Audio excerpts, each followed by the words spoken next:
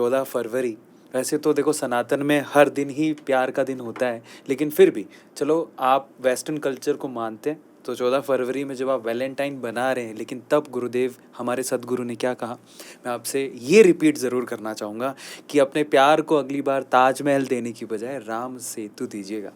बहुत ही उत्तम बात कही।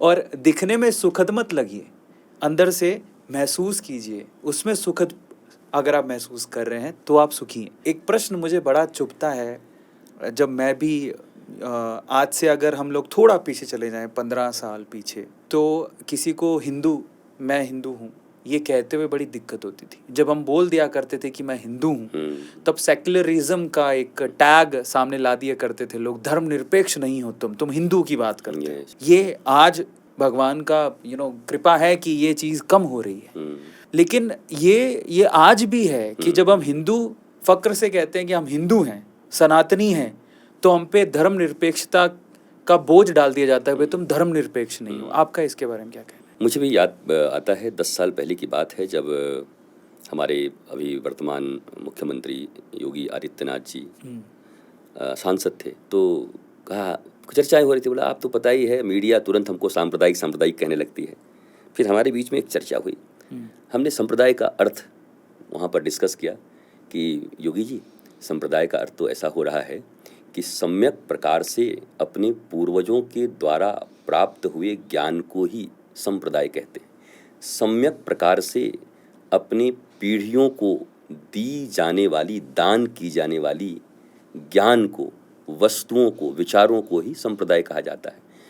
तो हमारे दादा ने, परदादा ने, हमारे पूर्वजों ने हमको जो दिया है उसमें संकोच किस बात का है।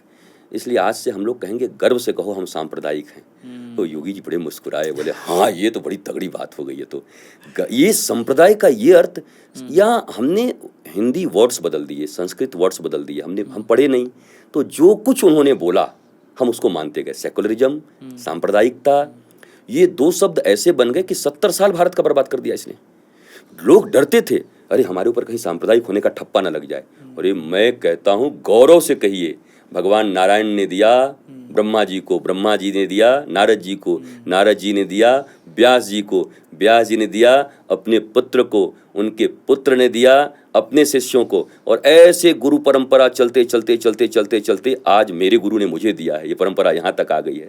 तो ये गौरव का विषय है कि ये लज्जा का विषय है कि मैं सांप्रदायिक हूँ। तो पहली बात, हिंदुस्तान के 145 करोड़ लोगों से ये कहना चाहूँगा कि गौरव से कहिए हम सांप्रदायिक हैं, क्योंकि सही अर्थ नहीं जानते थे इसलिए हमको डिमोरलाइज करते थे। अब वो लोग 70 साल तक जिन्होंने ये कहा है, आज वो मुंह छिपाएंगे कि संप्रदाय का तो सच्चा अर्थ आ गया, अब हम लोग क्या बोलें।